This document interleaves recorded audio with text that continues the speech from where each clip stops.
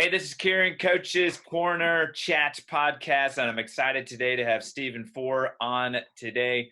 Steve, give us a little background of where you're at, what you're up to, and then we'll rock and roll. So currently, I am a student assistant at Baldwin Wallace University, along with coaching at Canton Akron Soccer Club in Canton, Ohio.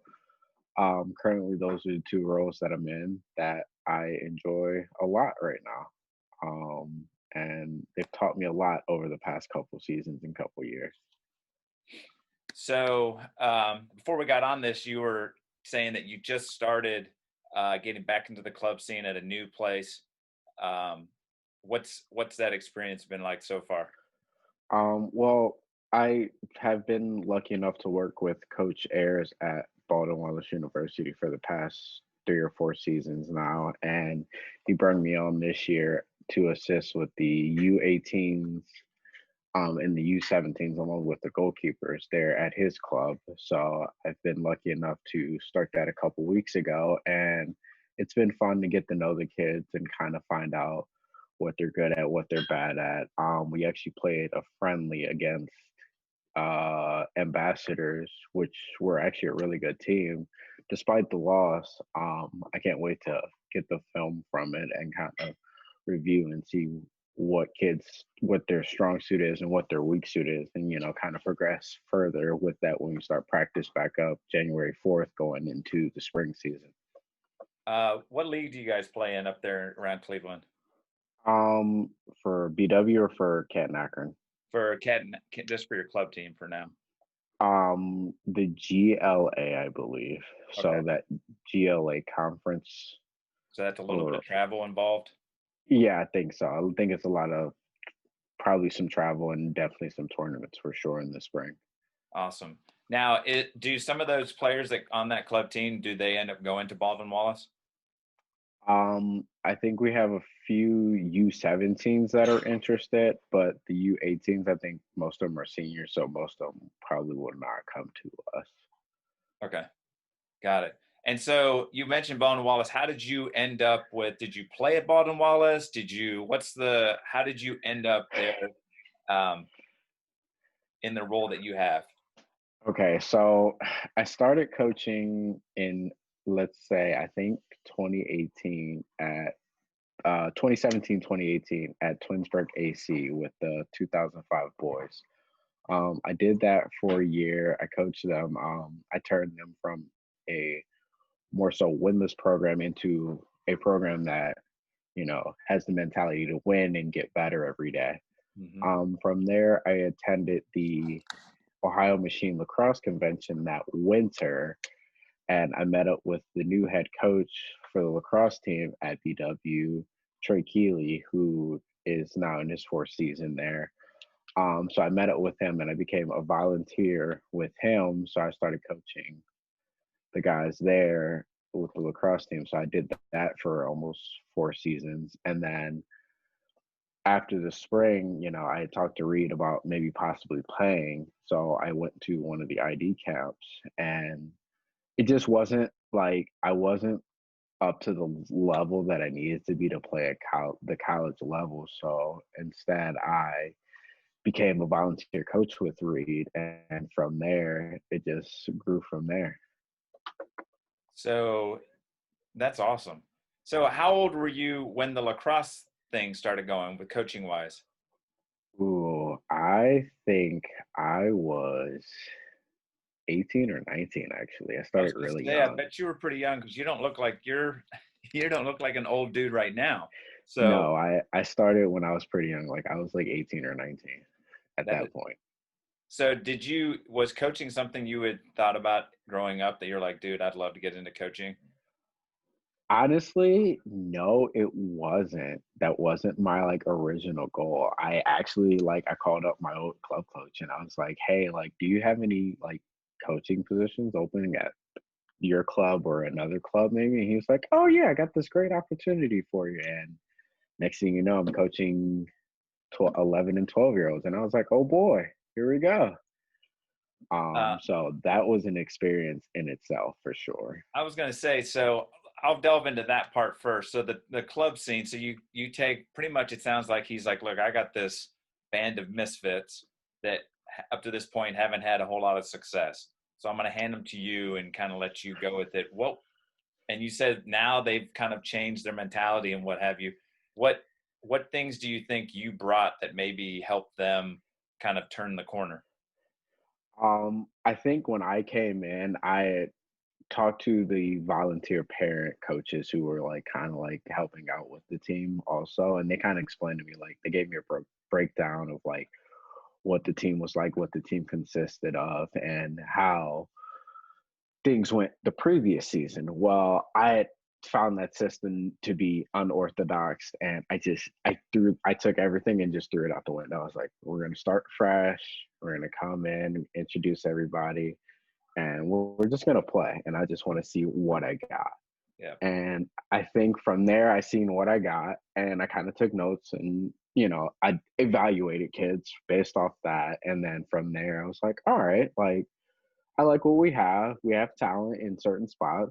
There's some kids that need to work and development, but it is possible with some coaching. And I think what I brought to that was that I was 18 or 19, and I brought a bunch of energy. Like I was a ball of energy no matter what. Yeah. So I was always like getting after the kids and like wanting them to play and wanting them to get after each other and play hard. And I think that kind of like motivated them to want to get better. And I'd always sit down and have a chat with occasionally every single one of them and be like, hey, like here's what you can do to help you get better. And then from there they slowly started to realize that I was trying to motivate them during the game, like, hey, like if we do this, this, and this, we're gonna win. And I think throughout that whole year coaching at Twinsburg, I think I maybe lost maybe 4 games in total, Wow. but the rest of them I won like 12 or 13 games and like maybe tied like 2.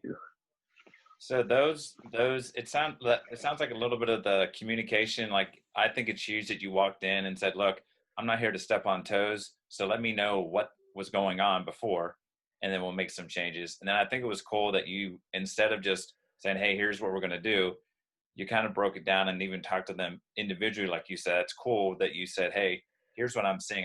You're really good at this, but if we can get you to start focusing on this as well, it's going to help the team overall." Yeah, basically, like there was a lot of kids who, when I first got them, they were just not at the level that I needed them to be at to play for me. So I kind of used my Mourinho tactics, which I'm a big Spurs guy. So Oh, I came in and it was like, all right, this is my show now. We wanted you to get better, and I want you to get better. So here's what we're gonna do. I think kids want that type of coaching. I've noticed, like I took over a high school program this past year, and accountability and like honesty was something that the players consistently told me. And I'm sure you'll have it with your U17, 18 group. That like, look, man, we're juniors and seniors in high school. We need to know now before we head off to ID camps, like you were talking about earlier, or other experiences. I need to know what things I need to get better at now. Mhm. And I think that's a big push for the youth now is that they want to get better, and there's kids that want to play in college. And being that I'm a student assistant, I still help out with the recruiting aspect. And you know we constantly get emails all the time, and we're like, all right, like we need to go see this kid play, bring him into the ID camp, like we need to see this kid in a college environment in order to really determine if they are college ready, because some kids are not there yet but they're like really close, and some kids are really far off. Like you'll have some 2023s and 22s who are reaching out now, but like the 23s are kind of like, they're like, all right, like you're a sophomore, like take it easy a little bit, we'll Yeah. get to you. It's just going to take time for you to get to that level. You're not there yet. You might think you're there, but when you're a junior and senior, then you'll start to really like play varsity games and playing elite level competition and club, and then you'll really understand what you really need to work on. What do you see as the difference between like high school and then that transition to college? What are some of the things you Uh, say, oh, this Speed is of play for sure. The high school game can be slowed down for sure, and it's not like at always a high pace. But the college game is always consistently moving no matter what. Like the ball is always flying around. A good accurate representation would be like a Barcelona style. Like the ball is always moving. Like somebody always has the ball and is moving it to the next level. Yeah. I think that's a thing that a lot of kids don't realize until they actually see it live, and they're like, oh, like this is a different level. Like it takes a lot to get to that level. Um, when it comes to the transition, so you went from like coaching '05s to then doing the lacrosse thing and then sliding right into a college setting. That's like a huge jump. So what was Yeah. it? What was your initial like? What did you just spend the first year, season or two, just like, dude, I'm just gonna be a sponge and I'm just gonna learn as much as possible and help where I can, or what kind of responsibility did you have at that time? I was that sponge. I was just there to kind of learn as much as I can. I was in community college, so I was kind of like bouncing back and forth between practice and games Monday, Wednesdays, and Saturdays. So I was more so just a sponge, just trying to gain more knowledge. I've gained a lot of like connections through coaching that I have like definitely glad that I have met a lot of people through it and who are like willing to like, hey, if like you need something, like reach out to me. Like it's definitely taught me a lot. And that first year was like my sponge year for sure. I think it's cool too because you seem to be a person that likes to put that doesn't like you said I'm a ball of energy, and so it seems like you're not afraid to say reach out to people and say hey if you got an opportunity I'd love to give it a try and we'll see what Exactly. happens. Yeah, I actually just did that recently. I found out that Hood College in Frederick, Maryland actually just got a new head coach. And, he had posted on LinkedIn about his graduate opportunity. I was like, hey, will you have that like when I graduate in 2 years? And he was like, yeah, I will. And I was like, all right, cool. Like that's another opportunity, like, that I might have opened the door. And, he sees my LinkedIn profile. He's like, all right, like he has the experience. Like now it's just go out and get the coach's license and the goalkeeper license that I need to get done this year. Well, Wow. next year. Yeah. So, do you have a ultimate, like, I want to do this? Like, do you want to be a college coach? Do you want to be high school? Where is Steve headed? Or are you just kind of like, dude, if I go to Fredericksburg in Maryland and I do that for a little bit and then I just see what else is open? Are you kind of I'm kind of keeping my options open per se. I would like to go overseas and coach, in the pros or the college level overseas or the academy level overseas. And, big Spurs guy, love to coach for the Spurs, but I know that's a big goal to attain per se.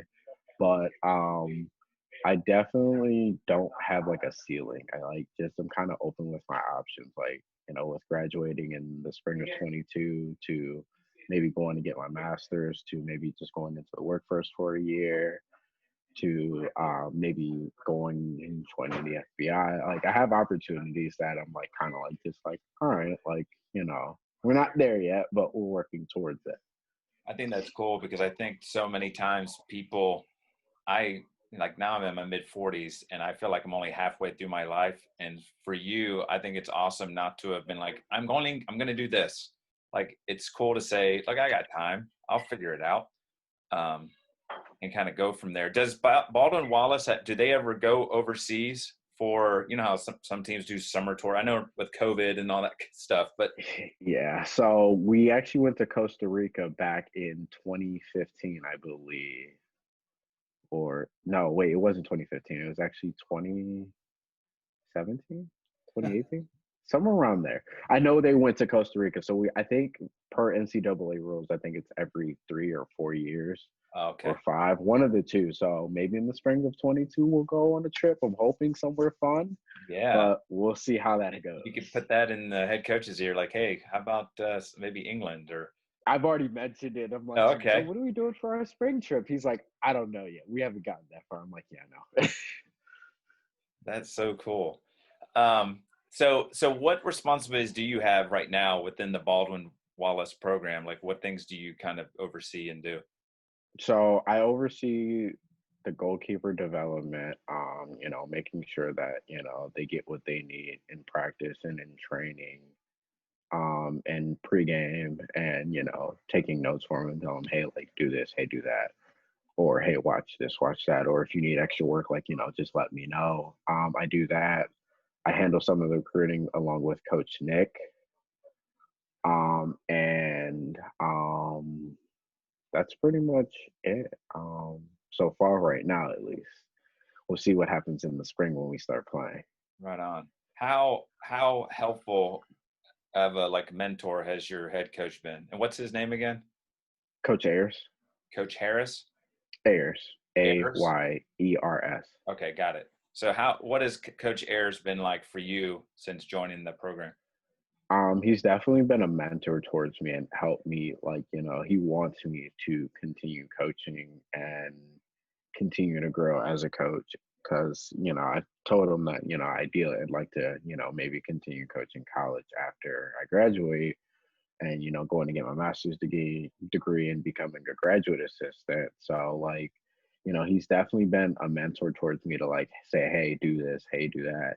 Like, or as if now joining, and coaching with him alongside him at Canton Akron Soccer Club. Um, so it seems like you brought up like LinkedIn. Networking seems to be something that's been important for you. Yeah, I would definitely say network has been important to me. There's some guys like I know Nat St. Laurent, he coaches at Ohio Northern, and Bear Davis used to be the head coach at the Ohio Machine. I've known them for quite some time, and those guys have definitely been mentors towards me. And always like, hey, like if you need anything, like let me know. So it's been an awesome opportunity to like make connections through going through conventions and going to games and talking to other coaches and going out and recruiting with other coaches and talking with them. So it's definitely been interesting for sure. And I've met coaches along the way by attending ID camps and stuff like that, which has also been really cool. Uh, I think it's awesome just your just your way about going about things and being open to like, hey, I'll get some feedback from this person. And then the other thing where you're just like, look, I'll do whatever you guys want me to do. If you need some help doing whatever it is. And I think that speaks volumes to you because even with Coach Air saying, look, I've seen what you've done with the goalkeepers, recruiting, just in our program. Now I'm going to give you, because UA 17, 18 is no joke of a level of a team. You know what I mean? That's Right. big boy. Like you say, just played Ambassadors. That's another large club. Hmm. ELA is not a small little youth league. That's big time. So I think it speaks volumes that people are willing to give you those opportunities. Yeah, a lot of people, I think, need to realize that you have to take advantage of them and not like sit back and wait for them to come to you because these opportunities don't just knock. You have to definitely go out there and get them. And hopefully, like as this generation kind of evolves, that they realize that with the COVID-19 kind of like happening, like they realize that hey, like I have to go out there and like apply for jobs and Yeah. meet people and, be face to face, not so much, this Zoom thing that we're doing now, or like, Yeah. kind of like going out and meeting people like once this pandemic is over, like, connections are key to like get your foot in the door into a lot of places. I think the other thing too that you have a lot of, and maybe not even like realize, is just that the like patience, the fact that you're not don't seem to be in a rush to get to where you're going. You're just like, look, I'm gonna go through it. I'm gonna keep working on my like my schooling, and while I'm doing that, I'll keep getting better as a coach. I'll do my coaching courses you're talking about, which I think is awesome. Um, and then you're already looking at like, oh, maybe I could do this in a couple of years once I get my master. I want to go to become a graduate assistant. Here's some opportunities. Uh, and like you say, we're talking about our generation, the generation now. It's all like a click on a phone. They want everything instantly, Hmm. and what have you. And I think that's good for. Do you think the being a student assistant is beneficial for the players on Baldwin Wallace? Do they confide in you maybe sometimes when they don't with Coach Ayers? or his staff? Um, I would say yes, because like I understand like kind of what they're going through because I'm, juggling just as many things as they are. So like I understand. Like so some of them will come up and be like, "Hey Steve, like I'm dealing with this or this," and I'm like, here's what you can do, talk to Reed, but also, I can help you with that. Like, just, I find myself always in the library. When it was open 24/5, there was be nights that I'd be there, until 12, 1, 2 o'clock in the morning, go home, go to sleep and pop right back up and be right back in class. So like I understood like what they were going through because, college isn't easy and especially when you're a student athlete. So I try to, be as helpful as possible to them and, be accessible to them at all times. I think that's awesome. I think that's one of the. I mean, I don't know Coach Ayers at all, but I think it's awesome that he's got. It sounds like he has a great mix of coaches within his staff, and that puts you in a spot where you could be kind of a liaison or someone to bounce things off of. I Hmm. know that's hard for coaches because some of us are a little bit older, so sometimes we can't grasp what they're going through. But um, what what the other thing I thought was interesting was, so you went to the ID camp. Did you know at the ID camp, you sound really, really like you great at kind of getting a feel for things. Did you know at the ID camp, you're like, I don't know if I'm up to this level? Um, Well, I had talked to Reed, after the ID camp, and we kind of like had a meeting about it. And he told me like, you're at the level to play, but like you wouldn't, be in the first like 18 to 24. And I was kind of like, well, maybe that's just not for me. And then I looked at how long I had left at school, and I was just like, well, maybe it's not worth it if I like continue like playing and miss out on the coaching opportunities and getting better as a coach. So I decided that, it's just better for me to continue doing what I was doing. so did you then just say, I'm going to email Coach Ayers and say, hey, is there an opportunity that I can coach with you? Yeah, we had a conversation about that before as being a second option. And so it kind of was just like, all right, like I'd rather take that deal and, continue with my classes along with, being a sponge basically. That's awesome. That is so cool. Do you, so did you grow up in the Cleveland area? Yeah, so I grew up in Bedford actually, which is about 20 minutes outside of Cleveland. All right, so you know of kind of the club scene and stuff. So this of these teams that you're working with and such. Yeah, so like I played with the Cleveland Whitecaps when I was in high school. That was my club team. So like we have that awesome indoor facility in Valley View, which I'm very proud of. And a lot of teams don't have access to that, which is kind of funny because a lot of teams don't get that same experience. They get Force, but they get um Panine. Not to bash those places, but the Whitecaps facility is very, very nice. And the turf is like grass almost, and they've hosted the World Cup. They watched the World Cup watch party there. So there's things that the Whitecaps have done to, kind of grow their program and grow their indoor facility usage. That's awesome. That is awesome. Um, so I'm guessing, just wild, if you coach goalkeepers, does that mean you played keeper?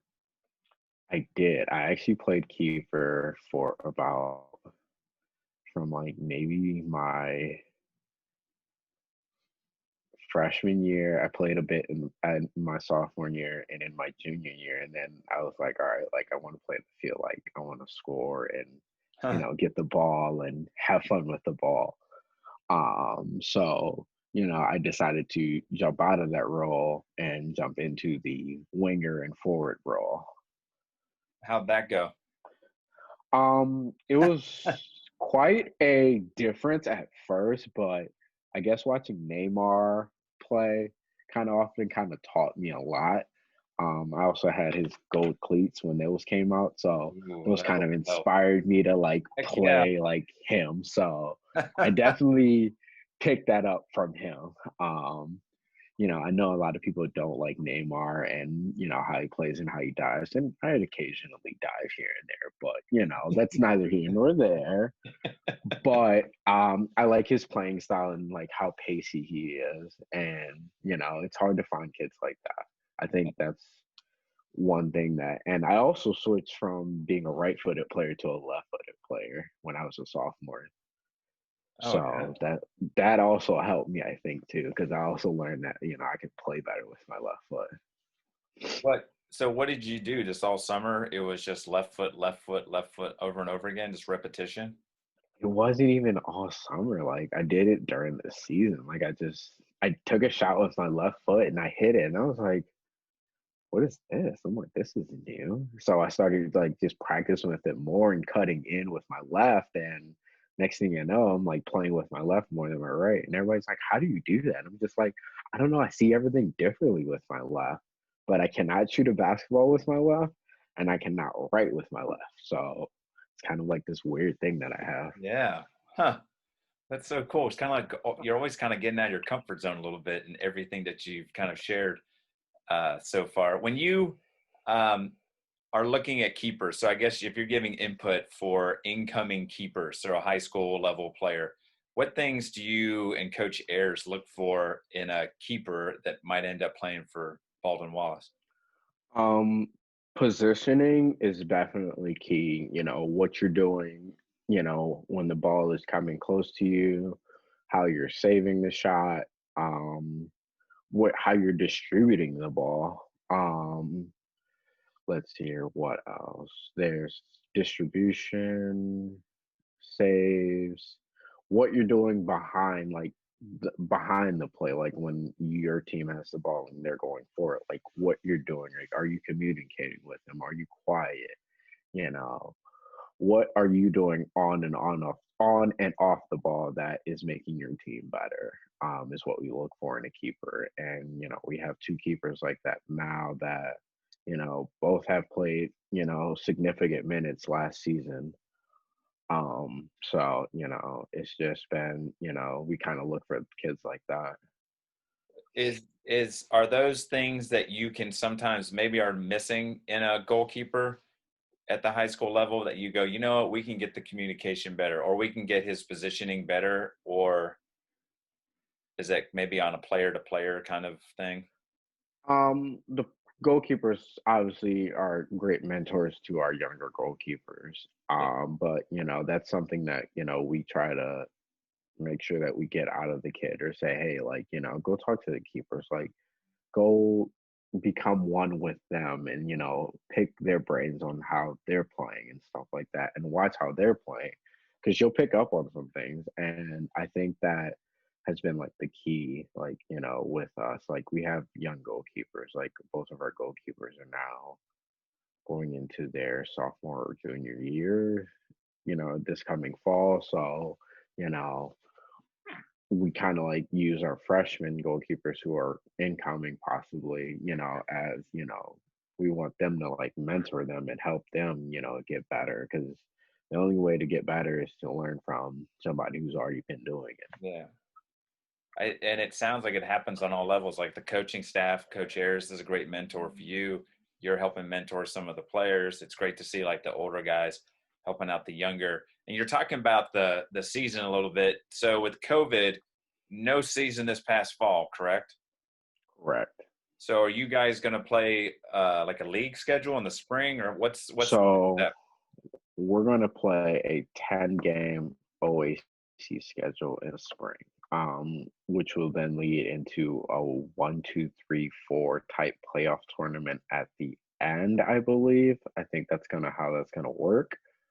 So it's going to be interesting with the OAC, because obviously we have some really, really good teams in there who, are regionally ranked, or nationally ranked almost every year. So it's going to be interesting in the spring and then going into the fall too.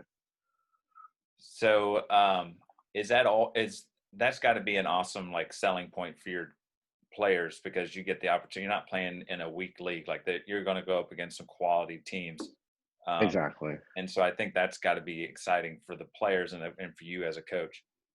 hmm I think it's definitely something that a lot of the kids are motivated for, and glad to, be able to play in the spring because we had such a condensed fall schedule. And, it's kind of like flip flop where we play in the spring and have our, spring season in the fall basically. So it's flip flopped a little bit, but I think everybody's excited to get back to work and get back on the field despite, Ohio's weather and it going to be cold and snowing for sure. But I think that everybody's going to be excited to get back and get out there come March 14th when we play Capital.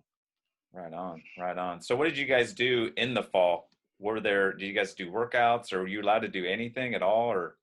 So what we did is we trained 2 times a week and had weightlifting 2 times a week. So we kind of like on and off did both of those, kind of did weightlifting with T3, which has been such a great help to us, weight What is, strength and conditioning wise. what is And T3? then Sorry. T3 is like a sports performance type thing. So they're kind of like personal trainers that come in and like train our athletes basically. They, Okay, got it. are partnered with BW and they come in and they train the football players, the wrestlers, the volleyball teams. Okay.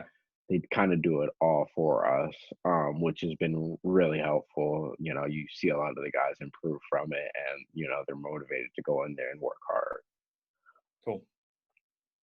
So just a lot of just kind of training, lifting, just kind of keeping them in the mix and active. Exactly, and active and in shape for sure. Because we told them like beep test is coming up in the spring, so better be ready for it. Yeah, if you've been doing nothing but playing PlayStation, you're going to be in trouble. Yes, and I have a feeling we're gonna have some of those, but we'll see. I'm always optimistic about how that goes. What's the playing style for Baldwin Wallace? Are you guys possession, kind of direct? Can you talk about Mourinho? Are you guys we're gonna we're gonna kind of defend and then counterattack? What do we do? I would say we're a possession-based team. That's all I'm gonna really say on that, just in case some other coaches are listening. But Right on, we're right just on. gonna Get it? say we like the ball. Some other teams may already know that, but that's all I'm gonna really say on that subject Got it. Got it. matter. Not trying to give away any trade secrets or anything No, like that. no one don't want to give those out too early. Other coaches, make a note of this. You need to go and scout these teams or Baldwin Wallace if you want to know how they play and who their strong players are, et cetera, and more about their keepers. Well, Um, most of the OAC knows that we don't have Danny Rupel anymore, who broke the record for most goals scored in BW history with I think 55 or 60. So most of the teams have learned we don't have that anymore. So we're trying to find a Danny Rupel replacement, which is pretty much yeah, I was impossible. going to say that those types are once in a lifetime kind of player. Um, Yeah, and I think a lot of, schools overlooked him, being that he was from Berea Mid Park, which is local to Berea, which is like right next to BW. And, he wasn't the biggest kid in the world. He was maybe like 5'5", 5'6" when I like met him. And, he grew a couple inches and it was like 5'8", maybe like 145 soaking wet, maybe. But the kid could play, and you always scoring goals, and a lot of teams just didn't know what to do with that. And I bet a lot of coaches regret not taking a chance on the kid, and seeing his talents and abilities because now he plays for Cleveland SC. And I know he absolutely loves it. I've watched him play for Cleveland SC for a couple seasons now. So I know he enjoys it, and a lot of coaches are probably like, "Wow, we missed out on that one." what makes him so dynamic? If he's only whatever, 5'6", 5'7", 145 pounds, what is it that kind of maybe sets him apart? Because athletically, it doesn't sound like he's not going to muscle you. No, he's not gonna muscle you, but he will surely run past you. The kid is quick with his feet, and he can run past you heartbeat. Like you could turn your back for 1 second and you've already lost them, and next thing you know, he's probably gonna score. So Um, like his movement off the ball is really, yeah, really his good. movement off the ball was really good, and he was good with the ball too. Like he could get past you in a heartbeat because he was just really quick, and he could also really shoot the ball too. Yeah, because I think that's one of the misnomers is, and you've brought up like a Neymar. Everybody talks about Messi and stuff. Like these guys are not monsters on the field physically, but they're so darn smart about when they do things and when they do it. Like you said with this young man, when he makes his decision, boom. If he's making his run, he's past you and you don't even see it and the ball's played to him, he's going to score. Or if he's got it and he's got to Exactly. go 1v1, boom, I'm making a move and I'm going to finish. My ball's going to be on target uh, each time. And so Hmm. my next follow with him is, what was his work ethic like at the school when he was at Baldwin Um, Wallace? he is now in his fifth year MBA program, so he's an accounting major, so he's doing his fifth year MBA accounting right now. The kid was smart in the classroom and outside the classroom on the field. He just enjoyed the game for sure, despite the injury bug and kids maybe attacking him a little bit more, because everybody knew that he was one of our best players. But, despite all of that, he was a hard worker no matter what. I never seen the kid take a play off. That's awesome. That's awesome when one of your best players, at least statistically, is like character wise, takes care of his academics, sounds like just one of the hard workers on the team. That's always awesome to have in the mix. Hmm. Uh, It's been definitely a help to us. And, now he's, assisting with us in the program too. So, it's been good for a lot of our like top half guys to, go and pick his brains on, how to, score goals and get better and, find that urge to get the ball and make the next pass or, score a goal if need be. so he sounds like he's taking the Steve Fore approach of coaching. Like, hey, I played here. Is there an opportunity for me to help the Baldwin Wallace program and get back on? Yeah, and for sure, with him doing, his accounting masters at BW, it's easy for him and Yeah, he it's still right lives there. around campus, so it's right there for him. So, he still goes to class after practice and, he's at training every day and he's always, positive and, helping the kids out for sure. That is so awesome. Steve, this has been so cool to hear kind of where you're at. I love just the way you've gone about things, and I'm excited to keep following you on Twitter. I'm connected with you on LinkedIn as well. So I'm excited to see kind of the trajectory of your coaching career or whatever direction that you end up taking, and excited to see how Baldwin Wallace does in the spring. If people want to follow along as well or reach out to you, what's a great way to contact you? I would definitely say either LinkedIn or Twitter is probably the best way because it's probably the only two social media platforms I use. All right. So, and I'll put Steve's Twitter handle in the notes for this. And I'll also be sharing it on Twitter. So everybody that's following me will see all of it. Steve, I really appreciate you hopping on tonight, sharing all this information. It's so stinking cool to hear your kind of soccer journey, where you're at. What And a like I said, journey. I am hyped to see where you end up uh, going. So I'll just wrap this up. Hey, this is Karen, Coaches Chats Podcast, and I'm out. Peace.